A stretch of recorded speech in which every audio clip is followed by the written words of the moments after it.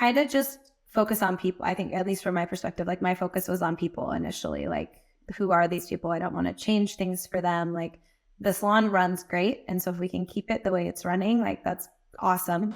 Welcome to the Before You Buy or Sell a Business podcast, where we help buyers and sellers learn more about the acquisition process, discuss recent transactions, and stay up to date on the latest news in the market. Here's your host, Jared Johnson.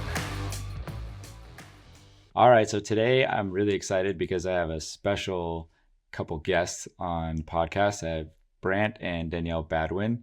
So little background, we've been friends for a long time. I'm sure we'll get into that a little bit, but you bought a business, but we'll definitely cover that. We'll talk about how that all came to be. But see, Brandt, so you were my manager. I think I was 20 years old, so long time ago now, since, Yep. Probably about 21, almost 22 years ago. Ended up working for you selling phones. So that was a fun time in my life. So we've known each other for a long time. We've kind of spent a lot of time still giving each other a hard time about different things. And I don't know that we'll ever know who the better salesperson is, but, had a I good think time. we know the real answer to that question, Jared. Yeah, it's definitely me. So cool. Then let's see. So how long have you and Danielle been together now? We have been, we're going on 13 years for our wedding anniversary. And then we were engaged for 1 year and then dated for a year. So that would be 15, right? Yeah, it was a test. Wow. Got it? All right. Test. Cool. We can be done now. You passed. Yep. Cool. All right. So in your normal kind of day-to-day job, why don't you let us know what you do? Danielle, do you want to go first? Sure, we can. I work for a health insurance company doing project management. So I started with them when I was 18. I think I'm going on like 16 years this year with them, and started as a customer service rep and then moved into project management, which is what I do today. For me, I am a district operations manager with LA Fitness. So oversee the day-to-day operations for 13 gyms over 2 states. Wow. All right. So I guess we could dive into a little bit of your background. Maybe we'll start with Brandt, where you grew up, kind of how you got to where you're at in your career now. So for me, I grew up in Chino, California, born and raised, and I was the second child of 4. And by being that, I had some brothers that, tended to get in trouble a lot. So that kind of allowed me to be the independent kid and just kind of always lived my life that way. Did things myself and was pretty independent, got through school, with good grades and went to college, graduated 4 years. And so I just always had that drive and that push in my life to always want to do bigger and better things. And I went to college thinking I was going to get into therapy after doing some internships and just kind of realizing that's not really what I wanted to do. I didn't have passion for it. And I just kind of fell into the cell phone industry. I was working at Best Buy, and we had a guy that worked for Sprint, which isn't around anymore. But he said, "Hey, you should come over and do sales with us." And I kind of got in when the cell phone boom was just like everybody was buying cell phones left and right. So I was able to have a weekend job and go to school full time, and it paid very well back then. So I just kind of had a knack for it. I had a knack for selling and working with people, and then next thing I know, they're asking me to move up to management positions. And that's when I moved into the role where I was with you. And I was your manager, and we were doing the cell phone thing. And I was with Sprint for a whole 16 years. So very, very long time, but enjoyed it. I think that was for the time of my life that I was going through. That's really what I needed. And then things just kind of happened, and I had to step away. And I pursued my own financial services business for a bit. I still do that on the side now, I just kind of realized that I wanted to get back into the workforce, and the kind of 9 to 5 day to day is kind of more what I was looking for. And I was always in the gyms. I always liked the gym and enjoyed going there. And they had a position I went for, and it was managing people in the facility. So I went in and ran one gym for about 4 years, and we moved out here to Texas, and promotion came available to be the district manager, and that's what I jumped into then. Yeah, it brought your management experience from cell phones now to gyms. It definitely Yep. was a weird world back then when people were buying their phone for the first time, and then now you don't really have that too often, I guess, unless it's your kid buying one. But Yep. it was kind of a fun world. I think we still tease each other quite a bit about some of the funny things that we used to do back then. But Yep. you We know, got we stories for a long time. yeah, we definitely learned a lot too. So it was kind of cool. So Yep. all right, Danielle. These are so old, and these stories I hear. Um, so I grew up in Moreno Valley, the youngest of three. Similarly, I think was my parents were busy with my sisters, and so I just kind of did my own thing. I, though different than Brandt, did not finish college. I started college, but was on my own. I moved out right after I graduated high school and needed to make income to be able to support myself. And so I ended up, my first job ever was at Gottschalk's in customer service. I wrapped gifts and I did the vault and counted the money. But it wasn't just not enough money, and I was on my own. So I started looking, and I think everybody that knows me knows I can't sit still and do nothing. So I also started doing like a small balloon business on the side that I run, and then we with a new salon that we purchased now doing that. But career-wise, I've been in the same company and really with the same core group of people, which is really wild to me for almost the full time. So All right, and then so we can go ahead and get into buying a business. I'll give like a little bit of a backstory. Y'all moved to kind of South Texas. I'm in North Texas. Had a broker reach out to me and said he had a nail salon for sale. I looked at it. The broker does a great job at being kind of fair with his pricing and actually evaluating the business the way it should be. And I looked at it and said, hey, this would be something great for some people I know. And I asked him, can I kind of share with him? And he was open to it. So we were able to kind of discuss that and try to see if it was something that made sense for you. So maybe we can kind of go back to that conversation if you remember, and I'll probably ask you, Danielle. But I think I actually reached out to Brant first and said, hey, there's a business for sale here. Are you interested? What was kind of your first thoughts when I brought that up? Yeah, I mean, I remember it was a text to me and a friend of ours, and it says, "Do any of you want to buy a nail salon? LOL." And I, I was like, "What?" And you're like, "No, I'm serious." And that's really kind of how it came out. And you started explaining how it just kind of fell in your lap, and it was in an area that we lived in, and you really had anything in that area. And I had originally mentioned it to Danielle, and she was actually more interested than I was at first. I was just like, a nail salon, I don't know anything about nails. Like, why would I do that? And we kind of slept on it. We didn't really move forward at first. It wasn't some. I think there, just the like timing of it. It was we had just moved, and we had family visiting that week, and we just kind of let it like pass, I guess you could say, and didn't really move forward until it later came in our lap at a later time. kind of, let me tell my side. Your side.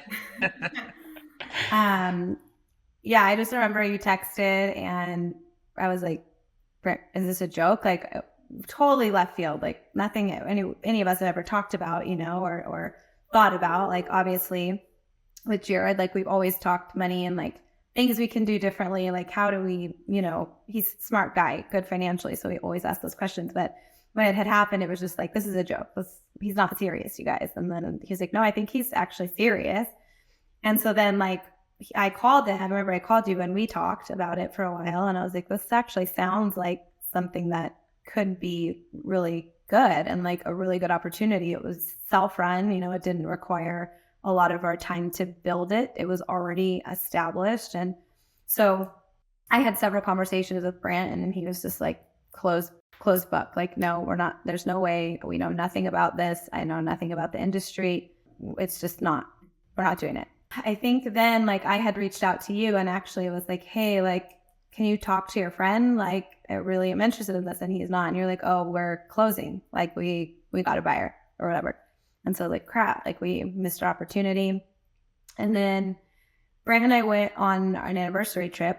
And right after you had said like it was closing or whatever. And we talked for a long time that trip about it. And like, I think finally got on like the same page where kind of like he saw more of like the opportunity, and I think I could see more of like his concerns or whatever. But we were like, man, that probably would have been something that was really good. Like for us, I don't think we shared this earlier, but like before we moved here, we sold our home. And when we did that, we had a large chunk of money that was, invested, but not in anything but just stocks or whatever. So we had the means to do it. And we were just kind of like saying no, because that's what we're used to, right? Like anything risky that's not for sure, we're scared of a lot of the time. And so we got on the same page. And then I think like 2 days after we got home, you texted and was like, hey, like that other deal fell out. Are you guys like still interested?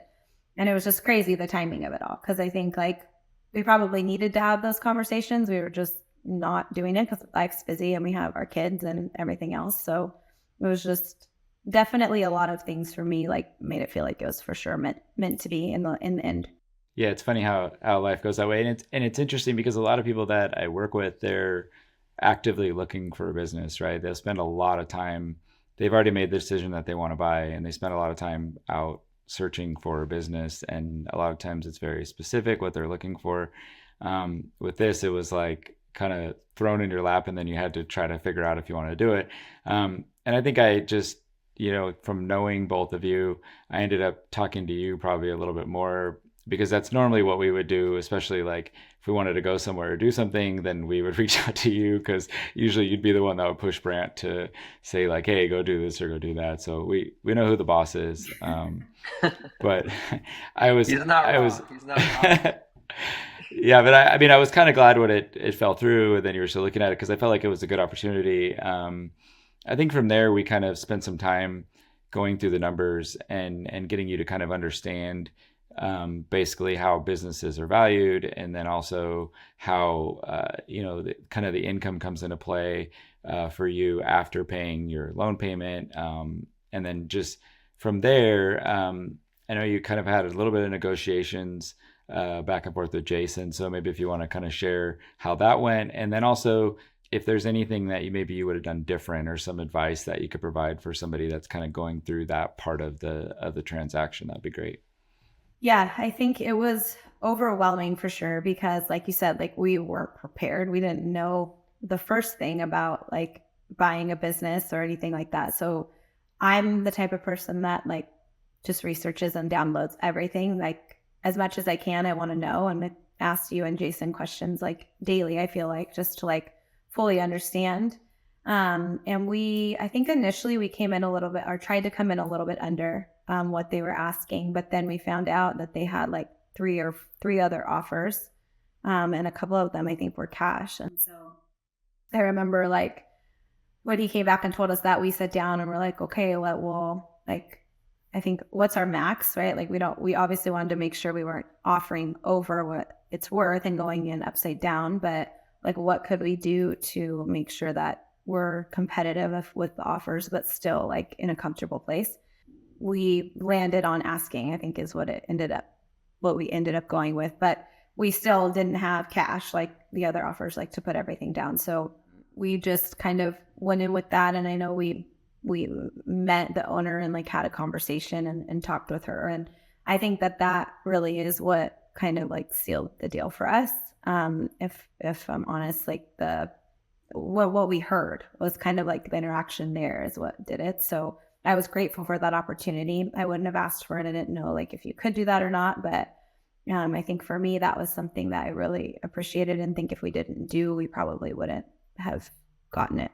I think for me, the biggest thing was that you and Jason both really just opened up the thought process of owning a business, because we had that money that Danielle talked about. We were looking at real estate, and we almost, went for it on some land and those sorts of things, but never really considered a business. And, we've never ran a business before. And then I remember you saying, I remember telling you, I don't know anything about nails. And you said, yeah, but you've ran businesses. You've ran cell phone stores for people. You're running gyms for people. It's just a different product, basically, but the concepts are the same. And I remember when we sat down with the owner of Selling, she had said the same thing. She said, I don't know how to do nails, but I know how to run a business.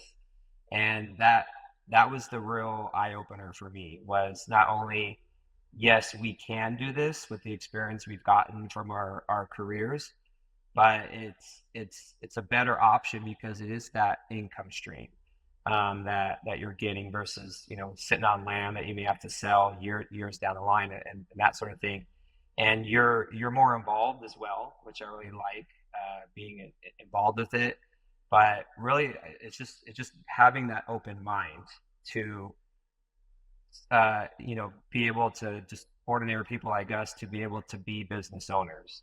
And for you guys really opened that up for us and able to see that it's something we actually can do. And I was a big numbers guy, and you really helped break down the numbers for me, which really helped had me see, like, you're talking these pretty big numbers, right, when you're buying a business. And it's just scary, it's intimidating, but you just made it easy for me to understand and to just make it work, I think. I think getting into like the details of the numbers, like when we did the like that 3-year prediction or whatever, but what is that called? Was that The projections? Yeah. Yeah. Like that for me was eye-opening too, because that was like seeing everything like bullet pointed out kind of like for the next 3 years, and you actually can see like where certain things that they're spending where you're like, what the heck, why are they spending so much here? Or maybe it was like advertising, like there was no dollars spent there. So I'm like, oh, well, there's an opportunity to grow. Like if there's nothing going into marketing or advertising, where like, that number could potentially be higher. So like looking at those projections and those details, I think was really helpful too. Yeah, I think another thing that I liked when I was looking at it for you was maybe two things. One was that the seller actually lived on the other side of the country, so you were a little nervous about kind of operating it from a little bit of a distance by retaining your current positions.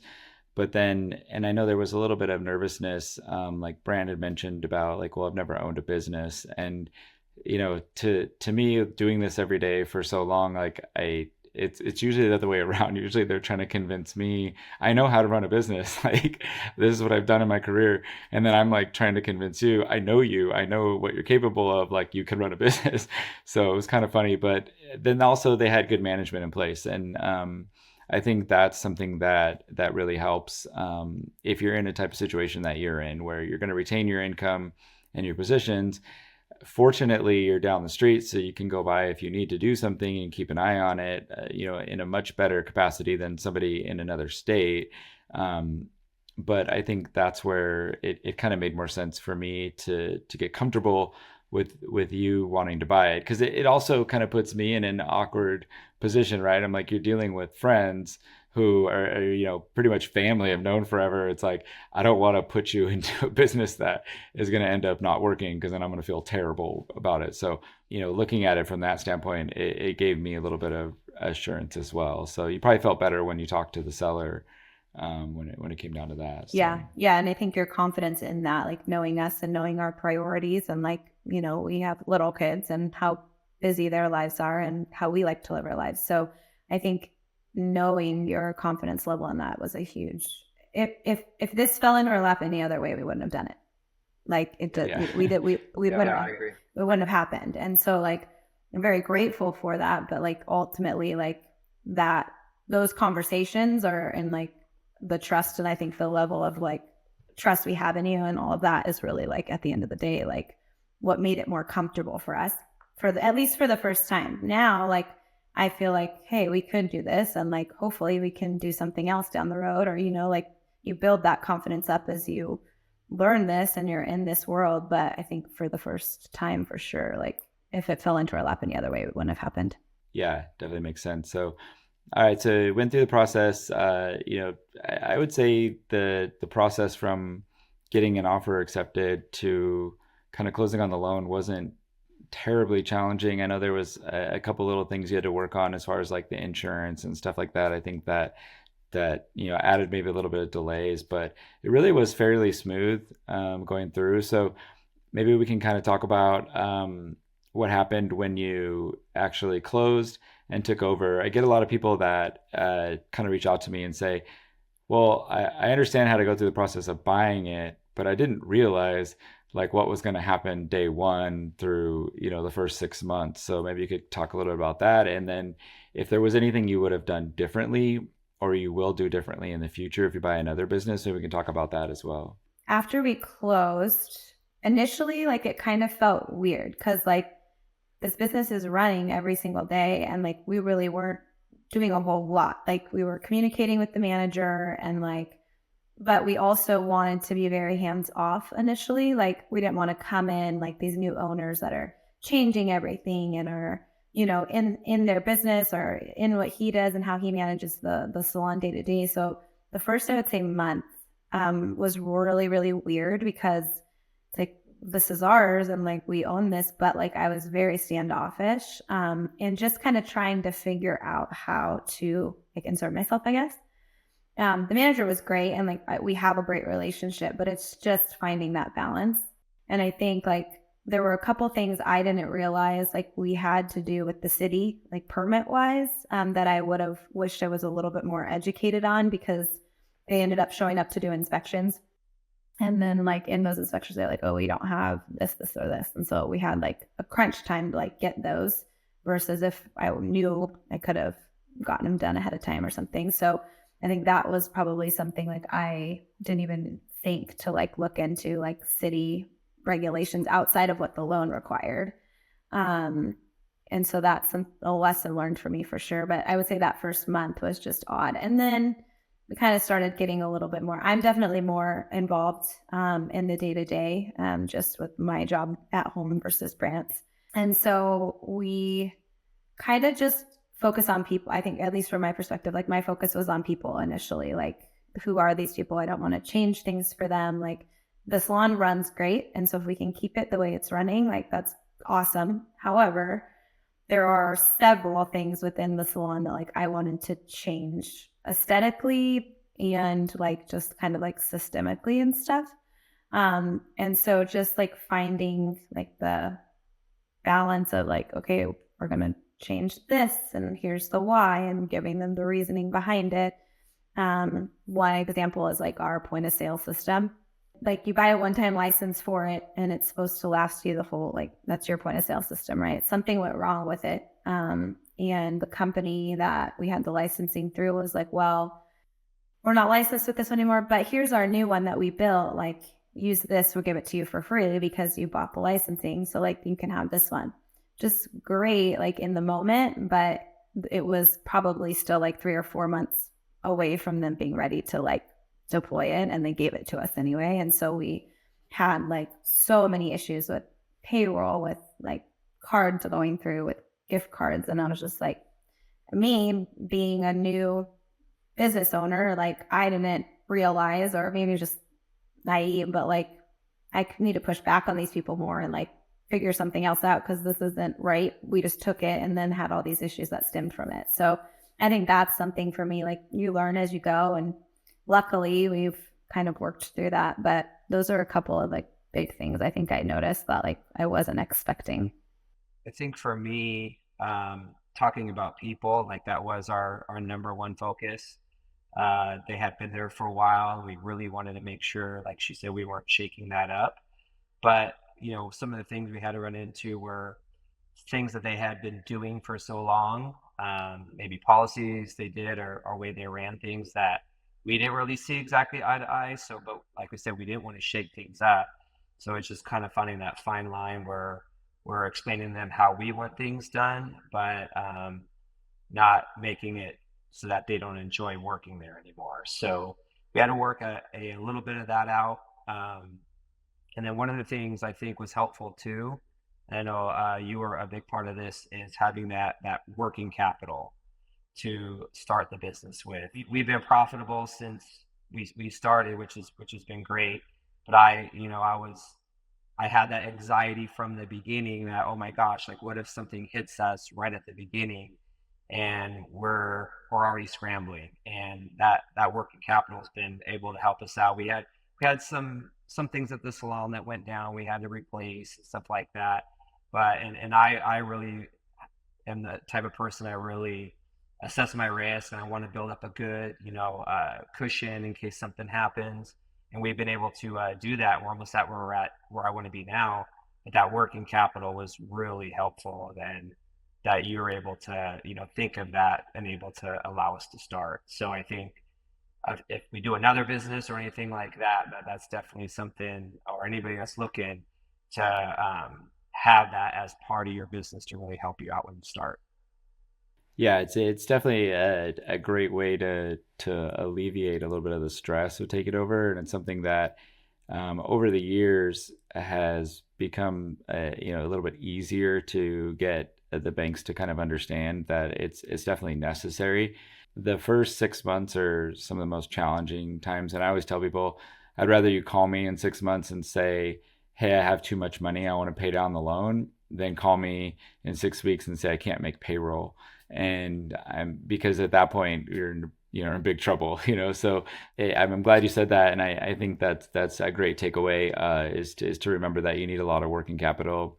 A lot of times there's things that you have no clue are going to come at you out of nowhere, and having that cash to be able to make sure that you can keep the business running as if there weren't any issues is great to have. So Yeah, I think one of the other really cool things about the business that we bought is the additional opportunities. So like there are like 3 additional rooms in this one that weren't being utilized. We'll have had the business a year in September, so was it like 7 or 8 months or so? But so we've now subleased out one of our rooms to an esthetician, and so that now has created additional income for us. And then we have another room that we're in the process of like redoing to rent out. And I think that like having those additional opportunities within the business are just kind of like additional perks. I didn't need it or expect it, but it's a great way for us to bring in some additional revenue that we're in a contract now. We don't have to worry about sales to bring that in, and it's just additional income that's coming in. So I'm excited about that too. yeah, well, I'm glad it's going well. I would have felt awful if it wasn't. So it's great to hear. And I mean, and it's kind of tough, I think, for a lot of people to. I mean, a lot of people don't know you can buy a business, right, or sell a business. And I think it's great when you have people like you who have worked really hard, have done well individually, and then a lot of people kind of discover this idea or this ability to buy a business, and then when it works out and it's going well, it's often funny to me because I kind of sit there and go, well, yeah, I kind of figured it would be. You're buying good business and you both know what you're doing. You just didn't know that you knew what you were doing, and so it's always great to see. So yeah. So what's next? Like you said, like people don't know they could do this. I would have never thought like we could buy, like, here's a business that's presented to us that's bringing in revenue of like 1.6 to 1.9 million dollars every year, and it's like there's no way that like me or we can afford to like buy an almost $2 million business, right? But the reality is like you don't put, like, we did 10% of what we bought the business for, which in the grand scheme of things is a lot of money, but it's not $2 million. And so I think I didn't even realize or understand like how that all works, and that, this $2 million business is really only a fraction of that out of your pocket. Like, so I don't know, I just wanted to say that was news to me. Yeah, no, you bring up a great point, and that was kind of the whole reason I started the podcast in general, is because I've known about this for a long time because that's what I've done forever, and then but it's interesting because there's a lot of people that don't know you can buy or sell, and then on top of that, then people kind of know, oh, you can buy a business or you can sell a business, but then they're like, but I have no clue how it works. A lot of people think it's just like buying a house or a car or something else. And so I think it's great to have people like you come on and kind of explain, how you didn't know this existed, and then, it's been working well. And like you mentioned, I mean, putting in, 10% of the transaction amount, but then the return that you're getting from it, almost pays you back within usually 2 or 3 years at the most. And you're building, some wealth. You're building a business that hopefully will continue to grow, and you'll make even more money from. So it's a great investment. Of course, it's a little bit more risky than just buying real estate and, hoping to collect rent checks and everything, but that's also fairly boring. And I think you would have found it boring. Brandt probably would have loved it because it's less risk and, sometimes he likes the more boring stuff, but I get it. It makes sense. And I think it works well with the two of you, having one of you that is, a lot less, risk adverse than one that's willing to kind of take some chances. That's why it works out pretty well between the two of you. Balance each other out for sure. And I think it's been really good. Like I would say it was worth the risk for us. I agree. And kind of to piggyback on what she's saying is, like this podcast and everything you're doing, most people think if they want to get into business, they need to start a business, like start something from scratch.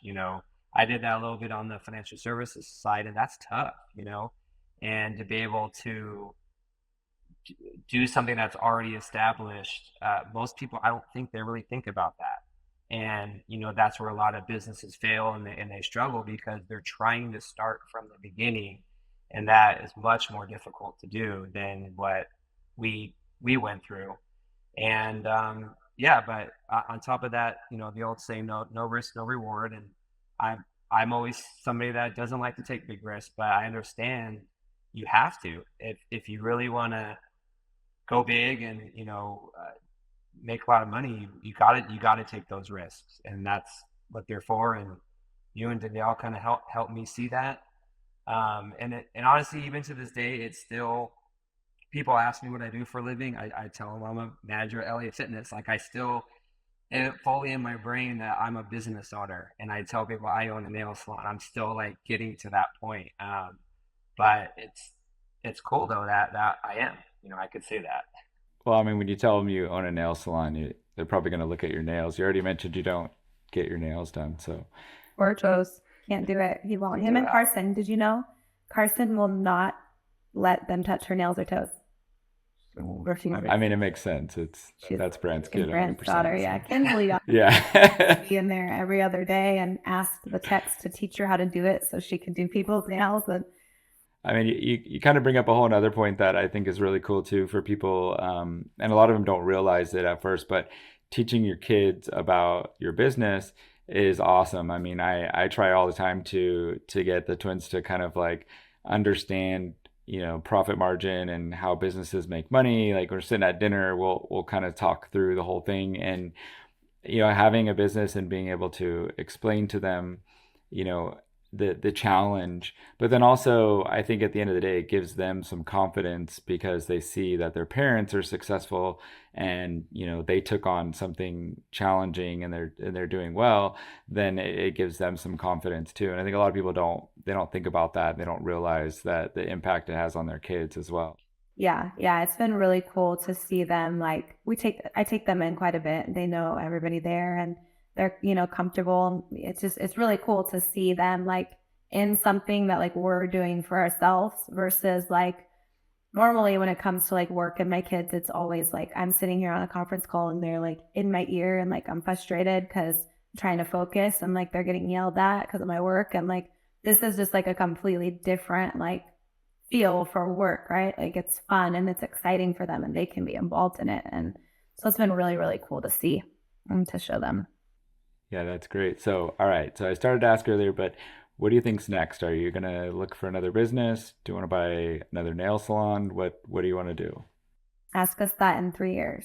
I'm just kidding. 3 years? Maybe not 3 years, but definitely not like ready to buy something now. No, I think things are going well. We're still learning. Like I still feel like I'm in like the new like probation period where I'm learning things. And like if our manager left, I could probably make it work, but it would be like a rough couple months.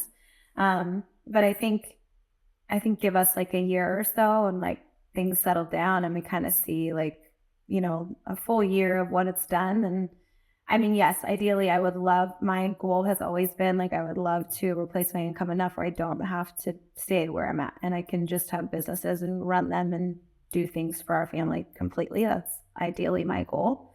I say mine because Brant and I maybe are not the same on that, but that's just for me, like get me out of my 9 to 5 as soon as I can. And he wants that. So that's just me. But ask me in a year and I think I'll be like open to something. I don't know.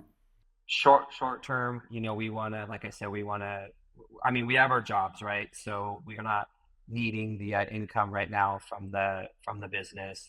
So in the short term, we're just looking to build up that cushion, in the business. And then I think after that, we do want to pay ourselves back to what we, put down to buy the business. And then from there, I think we start looking at what's next, as the income comes in. Maybe we are in a position where one of us can stop working. And yes, I would let you, Danielle, stop working first. And I mean, who knows? I mean, it would be amazing if we get to the point where either this business or we decide we want to buy another business and now we can step away from our jobs entirely and we own businesses that are paying us the income and we could have an early retirement. That would be nice. So yeah, I mean, there's a lot of options that I think can happen down the line. But I just like that we have the options now. I didn't really feel like before this we had our jobs, we're saving money in our 401ks and IRAs and those sorts of things. And when we have enough, then we can finally retire. This gives us another option that maybe that could start sooner. So that's what I'm kind of looking forward towards down the line. Yeah, some great goals. So we'll find you another nail salon. So keep in mind though, with SBA lending, if you buy another business that's in the same industry, you don't have to put any money down. I mean, I'm sure Yell's already looking now in her head. You pull She'll Jason's find something number else, up really quick. and then we'll work together on Brandt again because and I think we can probably settle the debate now that I'm the better salesperson. Also, Danielle might be better than both of us, but we'll leave that up to her to decide on the next go around. So I really appreciate you coming on. So I always ask 2 questions at the end. So we'll start with Brandt. The first question is, do you have a mentor or have you ever had a mentor? Yes and no. I mean, I think through my career, I never really say I had one mentor. When I stepped away from Sprint and went to the financial services business, there was someone by the name Kurt Joyner. I really looked up to in a lot of different ways, not just financially. He's a very successful business owner of financial services, but he's a godly man. So I looked at him then. We have a lot of the same sports interests. So he was just somebody that I really did look up to and helped me. I would say he's the person that helped me the most mentally, coming out of the 9 to 5 day-to-day world and having the mindset of a business owner really instilled that in me. And so I would say he's probably the one that I would say has mentored me the most. All right. And what about you, Danielle? I don't actually. I was like sitting here thinking as he was talking. I mean, I definitely have like women in my life who like I confide in or like bounce things off of, but thinking from like a mentorship perspective, I had a boss. She left work maybe like 6 months to a year ago. And she's probably the closest thing I think I had to that. That I would go to dinner with her once or twice a month, and she'd sew into me a lot more from like my career perspective than anything else. But since she's left, no, I don't. It's a great question, though. I think it's a great thing to have for sure. Yeah, all right. Well, maybe there's opportunity there for you to look for one. So, second question, I always ask. I'll start with you. What motivates you? I mean, you've been successful at work. Have some great kids. You've been able to now buy a business and tackle that. What motivates you to continue to be successful? I think for me, it's a couple things. What motivates me the most, obviously, is like seeing my family happy and like the people in my life happy. And how I can do that is partly by, financially, obviously, but I think there's a lot more to that. And I would just say, like, being able to give my girls the life that they have and the experiences that they have is really like what motivates me the most. And then I think the opportunity really, like what's like Brent kind of said, like I'm a big believer, like nothing changes if nothing changes, right? Like if we're doing, we actually were just talking about this with some friends this morning, like Groundhog's Day, like you did the same thing day in and day out, right? But it's like, I feel like since we purchased the business, like it's different for sure. It's not the same thing every day. And there's always this like opportunity for more or for better. And so like, knowing that that opportunity for more or better is in front of us is extremely motivating to do well now to get to what that next step is, if that makes sense. For me, it's kind of a little like life philosophy I live by. I call them my four F's, and that would be first my faith is be able to live for God and do the things that He's put me on this earth to do. Is first, and then it's like Danielle said, my family. Being able to spend that time with them and provide for them, and just be blessed to have a family that we're together, we do things, and we love each other, and just really be able to be a dad to my kids is very important. My fitness is important to me as well. I mean, being able to push myself physically and a lot of different things. I love being active, and so just being motivated every day to get up and work hard for your body. And then finally, finances. Obviously, this business is a big part of that, but being able to provide for my family and just every day find something that I can do that is going to help myself and my family better financially, so we can live the lives that we want to live. That's great. Yeah. So hopefully some people took some notes and they'll copy you. Maybe I need to do a podcast on that like you, There Jared. you go. Go for it. Awesome. Cool. Well, I really appreciate you coming on, and it's always great talking to two of you, and hopefully we'll get together here in another month or two and be able to spend some time together. So appreciate you coming on. Thanks.